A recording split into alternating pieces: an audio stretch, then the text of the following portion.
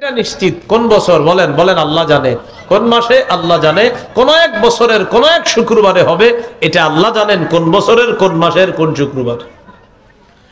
মুসলিম শরীফের ৫ নম্বর হাদিস। জিবরাইল আলাইহিস সালাতু ওয়াস সালাম নবীর কাছে আসার পর ৪টা প্রশ্ন করছে। ১ নম্বর ঈমান, ২ নম্বর ইসলাম, ৩ নম্বর ইহসান, ৪ নম্বর প্রশ্ন ছিল মাতাস সাআ, হুজুর কিয়ামত কবে? রাসূলুল্লাহ সাল্লাল্লাহু আলাইহি সাল্লাম জবাব দিলেন, মাল মাসউলু আনহা বিআ'লামা মিনাস সাইল। জিজ্ঞাসিত ব্যক্তি জিজ্ঞাসাকারীর চেয়ে বেশি অবগত না। তুমি যে আমারে জিজ্ঞাসা করলা কিয়ামতের ব্যাপারে, এটা তুমিও জানো না, আমিও জানি না, এটার ব্যাপারে জানেন আল্লাহ। তাহলে বলেন তো কিয়ামতের ব্যাপারটা একমাত্র কে জানেন? আল্লাহ জানেন। ইসরাফিল আলাইহিস সালাতু ওয়াস সালাম সিংহায় যখন ফু দিবেন, এই ফু দেওয়ার জন্য ইসরাফিল কিভাবে আছে এখনো?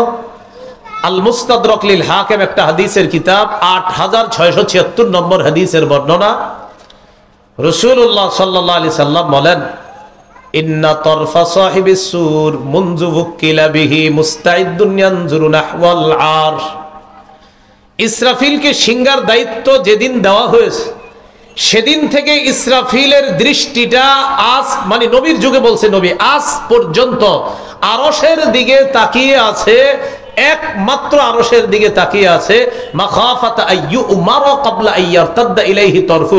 নবী কয় একটা মুহূর্তের জন্য দৃষ্টিটা অন্যদিকে নেয় না, এই ভয়ে যদি আমি দৃষ্টি অন্যদিকে নেই, আল্লাহ যদি বলে ফেলে ইসরাফিল ফু দাও, ভয়ে ইসরাফিল অন্যদিকে তাকায় না। দায়িত্ব দেওয়ার পর থেকে রাসূল ১৫০০ বছর আগে বলে যে ইসরাফিল আজ পর্যন্ত একটা মুহূর্তের জন্য সিংহা মুখে নিয়ে যে বসে আছে আল্লাহর আরশের দিক থেকে একটা মুহূর্তের জন্য চোখ অন্যদিকে সরায় না। আল্লাহু আকবার। এমনি নবী আবার বলছে ইসরাফিলের চোখ কেমন জানো? কান্না আইনাইহি কাওকাবানে দুদ্দিয়ান। ইসরাফিলের দুইটা চোখ যেন আকাশের দুটি উজ্জ্বল নক্ষত্র। এবার রাসূল সাল্লাল্লাহু আলাইহি সাল্লাম কি বলে দেখেন, তিরমিজি শরীফের ৩২৪৩ নম্বর হাদিস, ৩২৪৩। এই হাদিসের মধ্যে আছে ক্বালা রাসূলুল্লাহ সাল্লাল্লাহু আলাইহি ওয়াসাল্লাম, কাইফা ইলতাকামা সাহিবুল কারনিল কারনা কাইফা আনআমু ওয়া ক্বাদ ইলতাকামা সাহিবুল কারনিল কারনা ইয়ানতাজিরু আইয়ু উমারা আইয়ানফুখা ফায়ানফুখা। আল্লাহ নবী বলেন সিংহাওয়ালা সিংহাটা মুখে নিয়ে বসে আছে, এই টেনশনে আমি আনন্দ করতে পারি না। নবীজি কয় ইসরাফিল সিংহাটা মুখে নিয়ে বসে আছে, এই টেনশনে আমার আনন্দ হয় না। তোমরা বলো আমি আনন্দ করি কিভাবে? সিংহাওয়ালা তো সিংহা মুখে নিয়ে বসে আছে, আমি আনন্দ করতে পারতেছি না। নবীজি বলতেছেন আল্লাহর পরে যিনি শ্রেষ্ঠ তিনি বলেন সিংহাওয়ালা সিংহা মুখে নিয়ে বসে আছে, বলো তোমরা আমি আনন্দ করি কেমনে? অপেক্ষা আছে কখন আল্লাহ হুকুম করবে আর সে ফু দিবে আর সব ধ্বংস হয়ে যাবে। নবীজি বলেন তোমরা কি বলবো তোমাদেরকে, এই টেনশনে আমি আনন্দ করতে পারি না, আমি এইভাবে আছি। তো এটাই বললেন কাইফা নামু ওয়াকাদ ইলতাকামা সাহিবুল কারনিল কারনা হানা জাবহাতা ওয়া আসগা সামআ। মাথাটা ঝুঁকায়া এইভাবে আরশের দিকে তাকায় আছে, কানটা খাড়া করে আছে, কখন আল্লাহ ফু আদেশ করবে আর ইসরাফিল ফু দিবে। নবীজি কয় এই টেনশনে আমি আনন্দ করতে পারি না। তো তিনি আনন্দ করতে পারে না, আমরা তো হালাল আনন্দ দূরের কথা, হারাম আনন্দের মধ্যেই তো আমাদের কোটি কোটি মিনিট, সময়, সেকেন্ড, ঘন্টা নষ্ট হয়ে যাচ্ছে, ঠিক না? আল্লাহ আমাদেরকে হেফাজত করেন। সাহাবীরা বললেন হুজুর আপনার এত টেনশন, তো আমগো কি হবে? কাইফা নাকুলু ইয়া রাসূলুল্লাহ, হুজুর আমরা কি করতে পারি, কি বলতে পারি এগুলা মনে বললে? নবীজি বললেন কুলু হাসবুনাল্লাহু ওয়া নি'মাল ওয়াকিল। পড়েন তো হাসবুনাল্লাহু ওয়া নি'মাল ওয়াকিল, তাওয়াক্কালনা আলাল্লাহি রাব্বিনা। তাহলে পুরো দোয়াটা হলো হাসবুনাল্লাহু ওয়া নি'মাল ওয়াকিল তাওয়াক্কালনা আলাল্লাহি রাব্বিনা। বলো তোমরা যে আমাদের জন্য আল্লাহ যথেষ্ট, কার্যনির্বাহী হিসাবে তিনি কতই না উত্তম, আমরা আমাদের রব আল্লাহর উপর ভরসা করলাম। এটা তো এলো ইসরাফিল আলাইহিস সালাতু ওয়াস সালাম সিংহায় ফু দিবে। ফু দেওয়ার পর মানে দ্বিতীয় ফুটা যখন দিবে, ওই ফুয়ের পরে সবাই কবর থেকে উঠবে। সর্বপ্রথম কবর থেকে কে উঠবে? খুব মন দিয়ে শুনি আমরা। মুসলিম শরীফের বর্ণনা 2278 নম্বর হাদিস।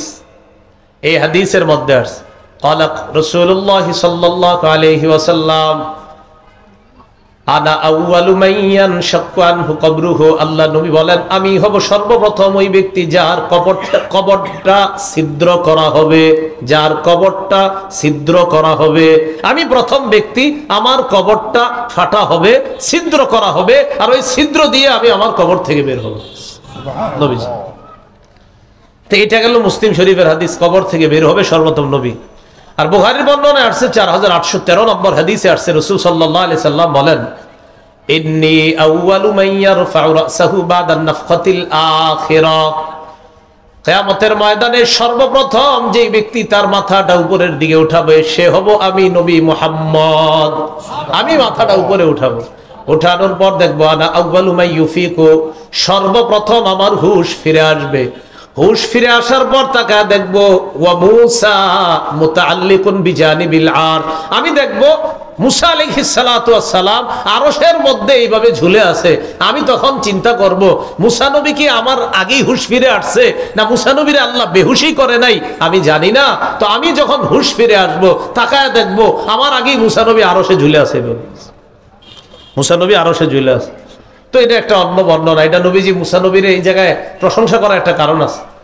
ওই দুই ব্যক্তি ঝগড়া লাগছে, এটা বুখারী শরীফে আছে, একজন মুসলমান আর একজন ইহুদি।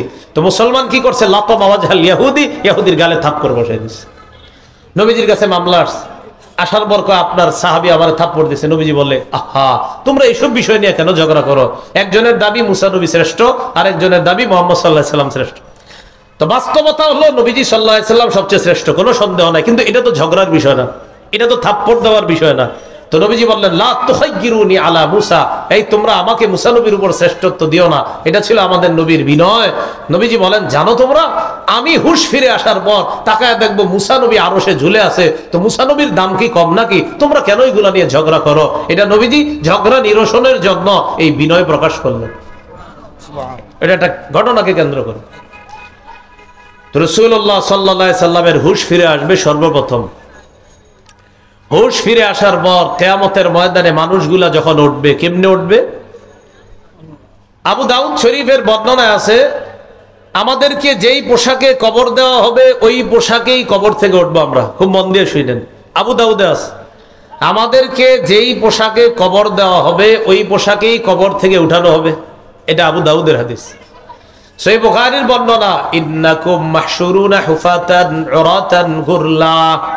কিতাবুর রিকাক কোমল হওয়া অধ্যায়ের মধ্যে আসছে, আল্লাহ রাসূল সাল্লাল্লাহু আলাইহি সাল্লাম বলেন, কিয়ামতের ময়দানে তোমাদেরকে খালি পায়ে, খালি শরীরে, কাপড় ছাড়া, খতনাবিহীন উঠানো হবে।